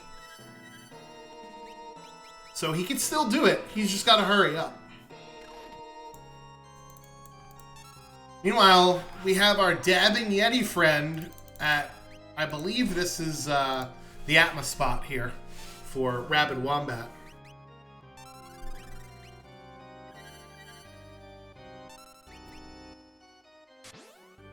Yeah, Shadow is doing a lot of damage here. And there it is, the Calmness. So again, he's got about, like, I would say like 1 minute and 45 seconds to play with in order to beat this, because there is this cutscene transition time where he doesn't have control.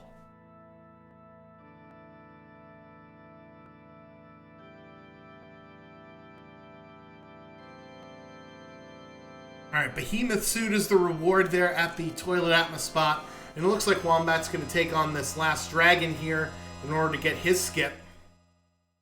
And the bosses inside of KT we know are not that big of a deal. So he's going to be in the final fight before long as well.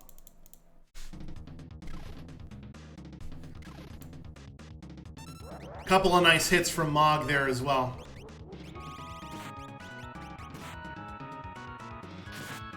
So I think we'll probably skip Fallen One here for Kefka because we're going to do more than 30,000 HP. But I'd rather play it safe than sorry here.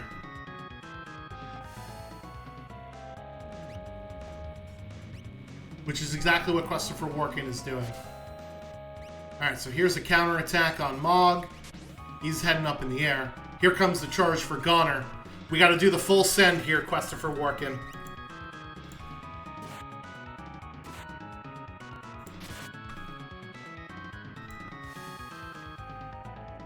Here comes Ultima. This should probably do it, I believe. And there it is! The double flash. And the first place. 1:25:48 is the time here. Get your GGs in chat for Mr. Christopher Warkin.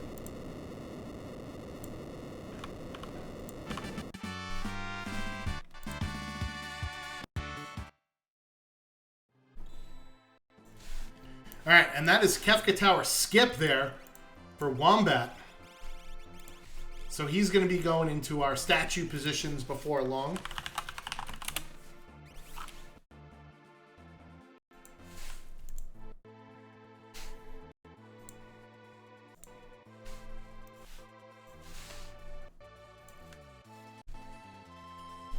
Meanwhile, we are joined by the Chocobo, the myth, the legend? Christopher Warkin, what's going on? How are you doing? I'm surprised, honestly. I'm a little bit surprised. Yeah, so what an excellent job after a very, very rough intro to this seed there. Tell us a little bit about what your thought process was in the beginning, because you kind of just went and did some free checks, and then you went and tried to fight some fights, and you didn't really do much looting. And then after you looted, the fights were a lot better. Yeah, I got ahead of myself. I really got ahead of myself. I'm sitting here going, I find an economizer, I have lock. And my thought process is decurse the shield. Because that's win right there. Is economizer, big blue, that literally won me the game. Right. As it was. So that was my thought process, but I couldn't find a decent grind fight to get off the ground to save my life. Yeah, that was sort of the unfortunate part there. There was maybe one or two fights where, it would have been nice to get the W on them, but just that level 3, and then the curse shield absorbing twice as much damage just doesn't help when you're that low level either. Yeah, it was. I don't know if my tactic is wrong or my thought process is wrong. I guess that comes with still being not as experienced. Mm-hmm. Maybe I just need to, not worry about the early fights so much and get the shield decurse later. But it was rough. Yeah, that early game was. I swore that I was swearing that early game was going to cost me. Yeah, so I like the thought process. I like the aggressiveness. I just think you need to loot to see what the seed is going to give you before just, throwing your face against something, right? Because you were uncursing the shield, and little did you know that there was a ribbon, like in South Figaro basement there for you, right? Yeah. That would have helped you out with that. Same with like all of the other stuff that was, Imperial Base is terrible this seed, but South Figaro basement is great. So I think that's part of it, is you just got unlucky where normally the loot at least is like 50-50 distributed. You went to the wrong looting place this time. So that was just a little bit unlucky, but I think doing a little bit more investigation before going headlong into your strategy would have definitely helped you out a lot here. So that's what I would suggest from what you're telling me. Yeah, that would have saved me probably at least. It could have turned a 125 into a 115 easy.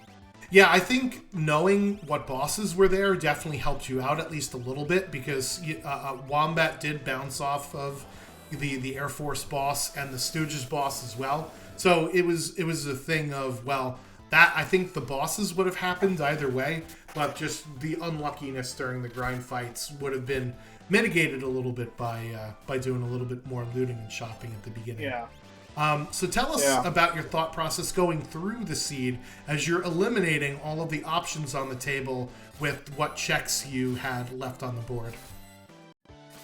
I'm sitting here going, where are the characters?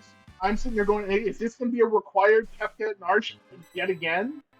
But somehow I managed to avoid that. Yeah, it was a required Phoenix Cave, unfortunately. And Oh, little did you know, because you didn't actually go there, it was also a required floating continent number 3 as well. oh wow.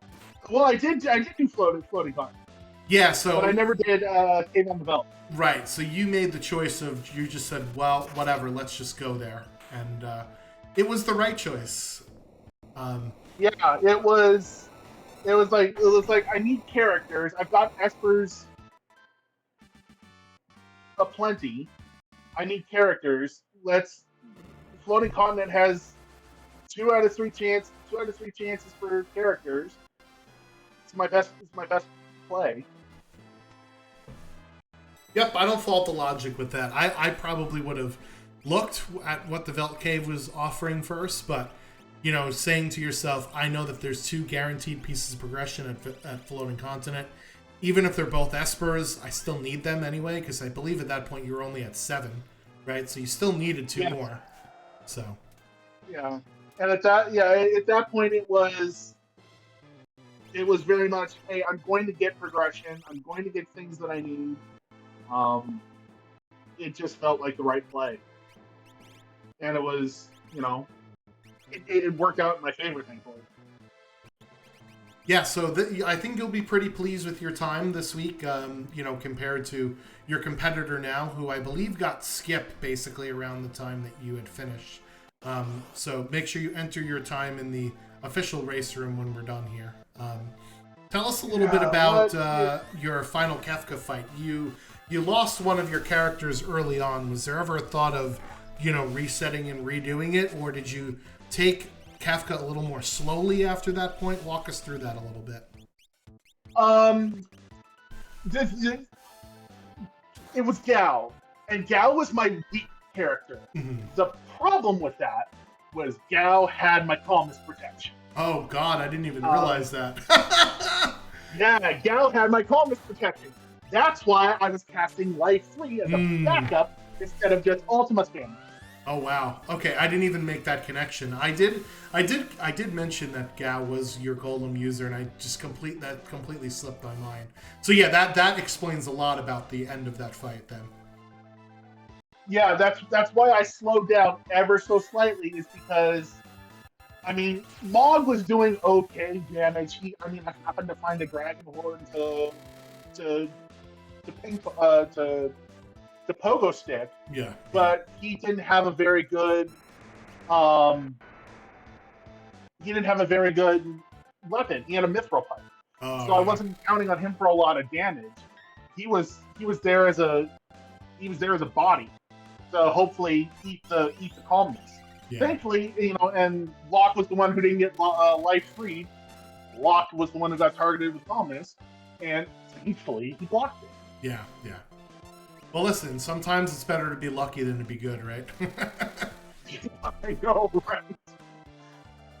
And this is like the 3rd seed I've played today, so I'm sitting here going, do I have, when I find things like, do I have this? Do I have that? Because seed bleed. Oh, yeah, for sure. I came into this fight with no view, no instant death. Kefka, final Kefka was a hammer, or was a nail, and Ultima was the hammer. Oh, yeah, That's kind of how. That's kind of how it was. It was, and because I took a very abnormal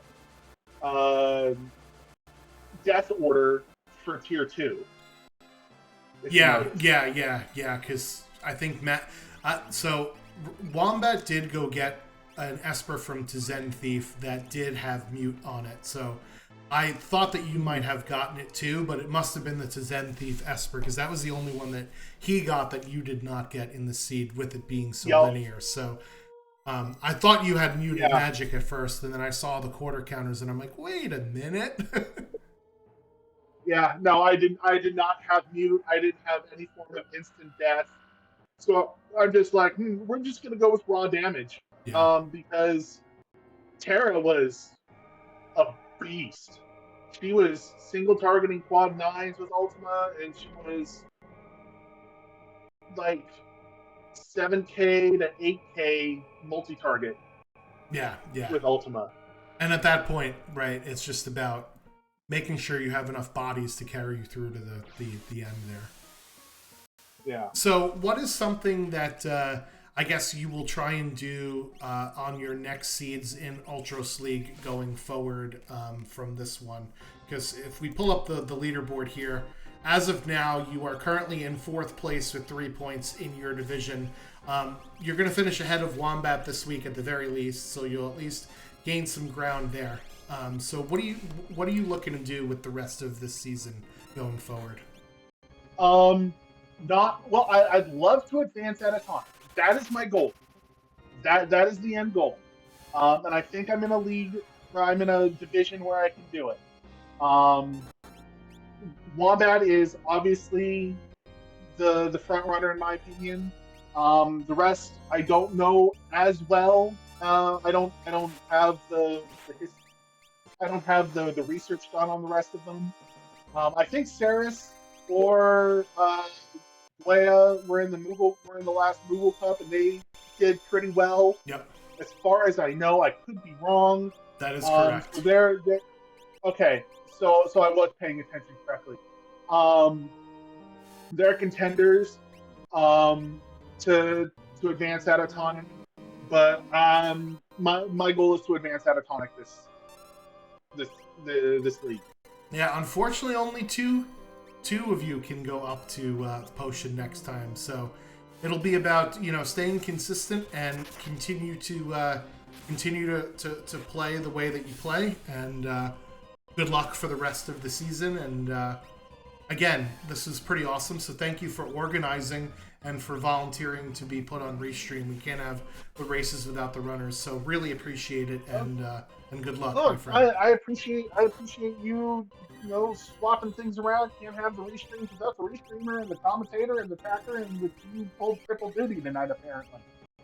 Listen, I wanted to watch this race, and we got it up for our YouTubes, which is great, so I like watching content, so I'm selfish, after all.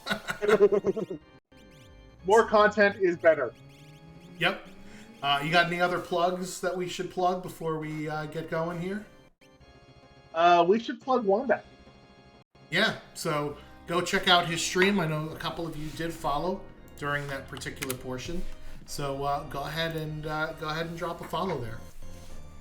So thank you so much, Quester, for working, and we'll see you on the next one, man.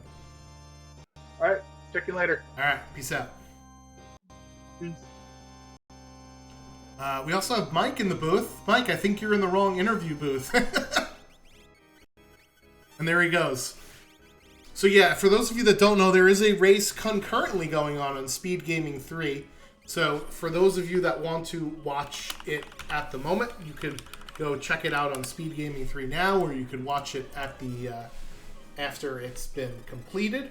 For those of you on YouTube, it'll be up on Speed Gaming's YouTube channel in a little bit. And by a little bit, I mean a lot of it, because I don't know how long it'll be until they post it. But we do have Rabid Wombat here, who does have X-Zone and Mute. So this will be a lot different of a fight than Christopher Warkin's final Kefka, just because of the fact that we've got a couple of those goodies in our back pocket here.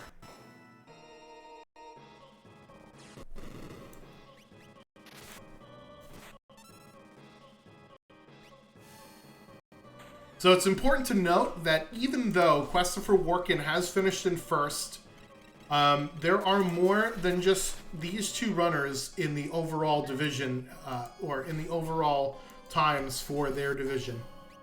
We are rapidly approaching the next benchmark, and that is, as of now, it would be third place after Christopher Warkin's first place time. Dwyer, who we just mentioned when we were talking about standings, has a 1:43.42. So I don't think Rabid Wombat will be able to get underneath that time.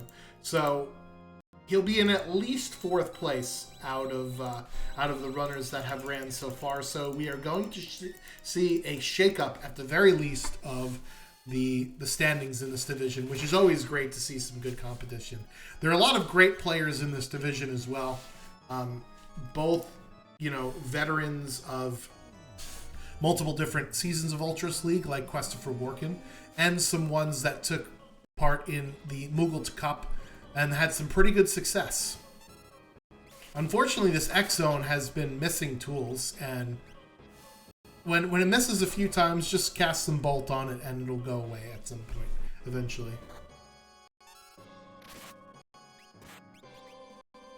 Atma Weapon, Valiant Knife combo is certainly an interesting thing, as I mentioned earlier.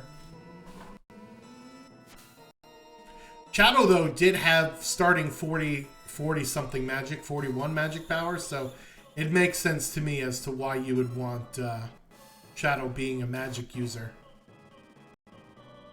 Especially after not getting the offering. And remember, Wombat only got one Valiant Knife. The second Valiant Knife was courtesy of the Phoenix Cave Dragon, which was skipped over. Locke hitting the deck here with 10 hits, but thankfully I think Magic is still alive. So we have the opportunity to get him back up. We do have 3 Phoenix Downs. Yeah, the problem with the Atmo VK setup is that one of your weapons is going to do no damage, and the other weapon does decent damage. You might as well have a shield at that point. A shield and an Atma weapon would be way better than an Atma and a Valiant Knife, or a Valiant Knife with a bad shield would be better because it's less animation time and you do more damage, right? It's one of those weird things where, yeah, your HP doesn't matter, but the Atma weapon is significantly worse at lower HP than the Valiant Knife is at higher HP. Alright, so we got a first-time chatter from Talon. Interest is peaked. How do you begin to explore this particular randomizer? So, ff6worldscollide.com is the website where you can get started. You need a Final Fantasy III US 1.0 ROM version of the game to get started, and you can go to the website and generate your own seed. If you join our Discord, there's tons of different resources as a beginner that you could choose, including a play-along seed. So on our YouTube channel, there is something called a Moogle's First Seed, where you could download the exact same random seed and play along with the Worlds Collide person that is playing it with you, so they can get you used to the randomizer.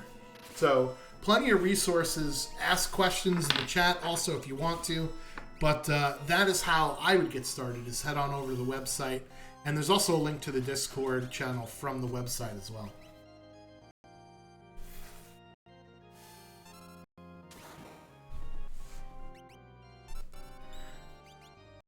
There's a lot of different things you could do with Worlds Collide, and it might seem overwhelming at first. However, just focus on, you know, the beginner settings and at least get used to, you know, lots of different things like where can I go in the world and what characters can do what. I think that'll definitely be much better for your sanity anyway.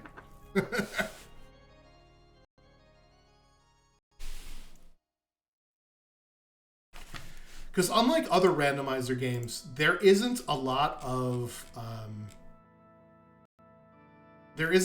mechanical skill that's involved with this game, right? There aren't really like tricks where you have to hit things frame perfectly. It's really all game knowledge. And do you know your boss scripts? Do you know your enemy weaknesses? Do you know the properties of the weapons and gear that you're using? So it just takes a lot of time, unfortunately. It's a lot of game knowledge that you can only sit down and digest so much at one time. Alright, so here's final Kefka now for Rabid Wombat, and with Ultima and an Economizer, this should not be an issue here. We also have plenty of elemental shields that look like they're going to be yeeted at the final boss as well.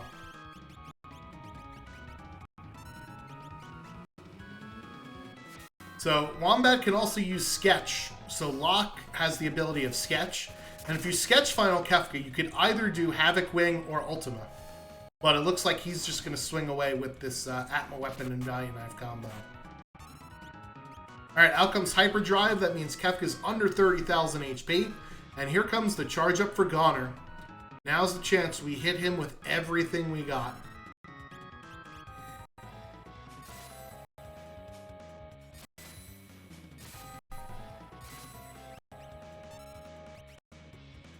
All right, so we got some magic coming out. We have some more attacks coming out here. I don't know if we have enough. Nope, we do not have enough damage. We are going to get a Goner cast here. But now we can get our crew back up and hopefully dust ourselves off and try again.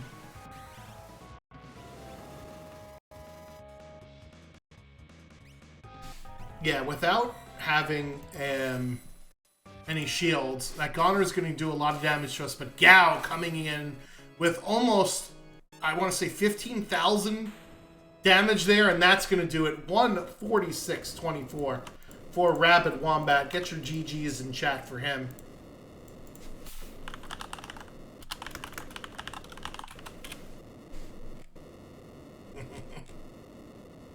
And his message in chat is, ever have one of those seeds where everything you do is wrong? Yes, you do. We are, in fact, joined by a Rabid Wombat. GG's, congratulations on finishing that slog of a seed. Holy cow. Let's toss that one in the dumpster. Yeah, thank you. We are, in fact, joined by... Like I said, in the race room, it's like, you ever have one of those seeds where you feel like every choice you made was wrong? This felt like that seed. It do be like that sometimes, I know. So kind of go through like your process in the beginning there. You did get some decent stuff in the South Figaro basement, and you did run up the progression a little bit early on. So tell us about, you know, what you were looking for sort of throughout your early game here. So I was trying to get some equipment that I could use to possibly either get through Serpent Trench or like Late River to try to build up some experience that way, which is why I was trying to run up the what do you call it, like the XP rate by doing checks. Oh yeah, that makes sense. The more progression you get, the higher XP you get from fights. The fights just take a little bit longer. Right. And, well, I got my butt handed to me on doing Serpent Trench, so it's just like, alright, let me at least try to get, like, Ice 2 on Terra, because she had a decent magic stat. In retrospect, I probably could have moved the, what was it, the Ragnarok that I got around earlier. And then I just kind of left the Doom Darts on... lock early for the Doom trigger, and then for whatever reason just never moved it.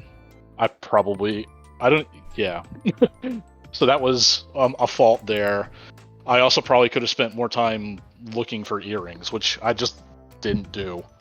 Yeah, I don't think either one of you guys found earrings at all. I mean, there's hero rings, which are nice, but they're not the same as earrings, right? And yeah, you definitely saw it with Shadow had 40 magic power, I think, to start off with, but he was not doing a lot of damage in Kefka because of the lack of earrings as well. But yeah, and then as soon as I found the economizer, I was just like, all right, we're absolutely 100% removing the curse on the shield. Yeah, that was going to be my question. 15 battles is a lot for a curse shield, but with an economizer and ultimate insight, that was sort of your plan from the get-go.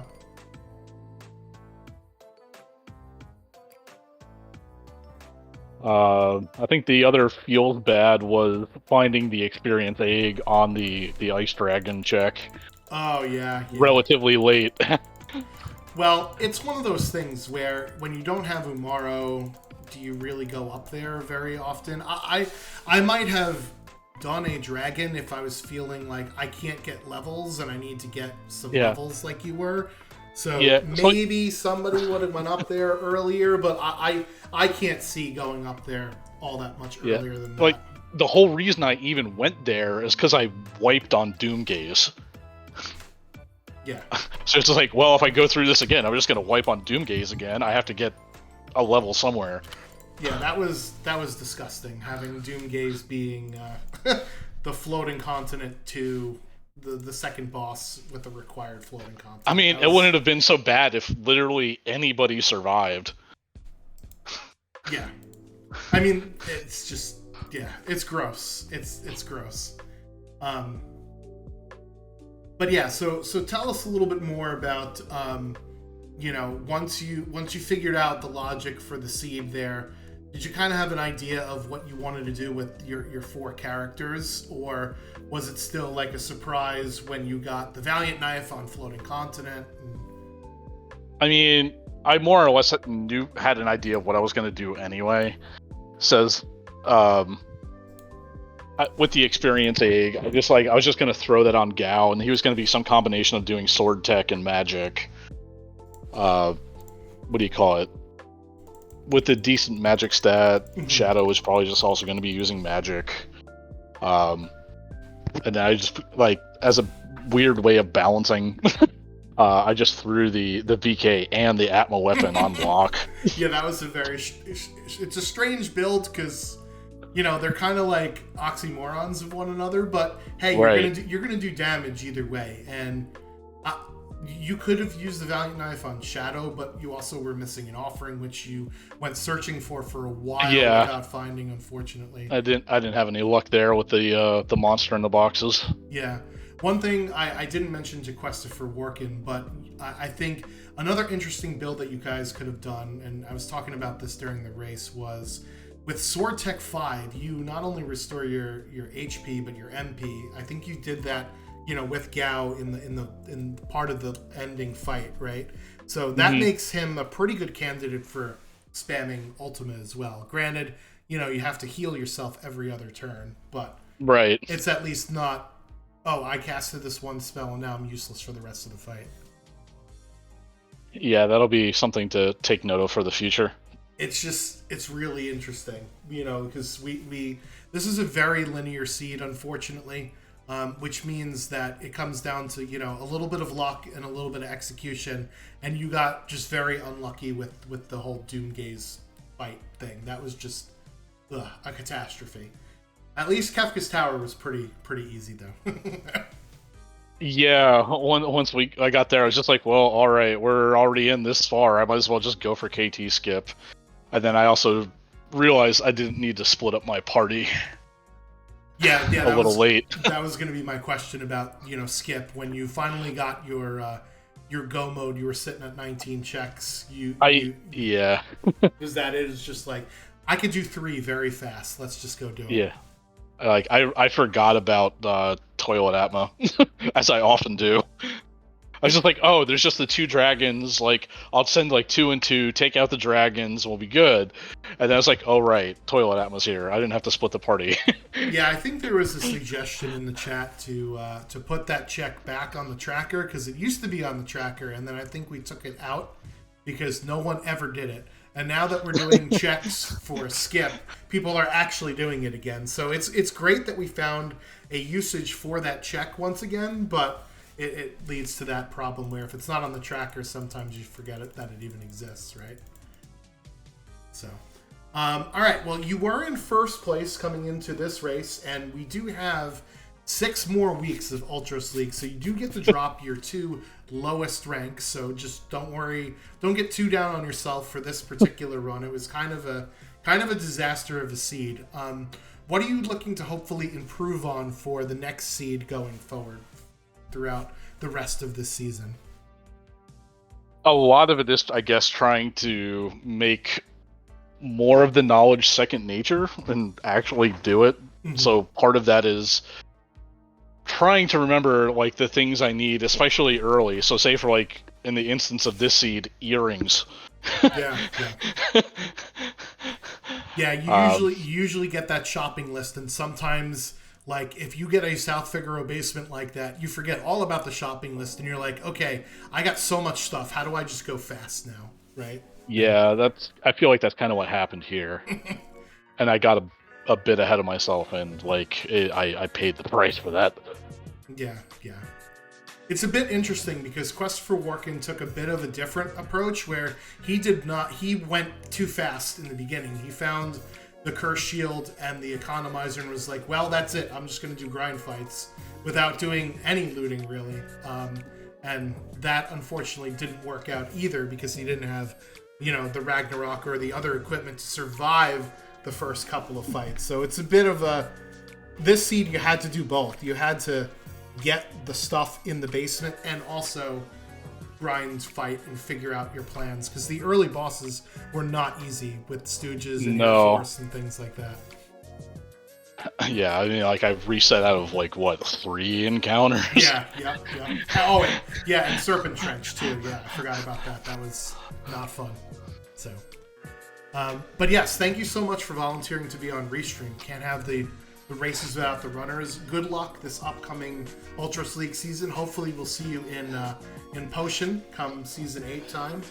But keep at it, and we'll catch you on the next one. All right, thank you very much. All right, catch you later, Mr. Wombat. Have a good evening. You too. All right, everybody, that has been our Tonic B head-to-head Week 2 race, where Christopher Warkin ended up taking the #1 spot so far this week. So huge praise to him. And Rabid Wombat is still currently in 4th place in the clubhouse, so still is going to get some semblance of points here based on that finish. So we'll have to see how it goes as the rest of the week plays out. But yeah, that's going to do it for us here at Final Fantasy VI Worlds Collide. Hopefully everybody enjoyed this race. I know I certainly did. It was a really interesting one to watch and try and figure out how the runners were going to navigate. And again, throw this seed in the trash. I never want to see anything like this again. Phoenix Cave required. Floating Continent 3 required. Doomgaze and Goddess and Atma required on Floating Continent. Get this nonsense out of here. I've been Dush Wants 27, and we'll catch you on the next one. Peace, everybody.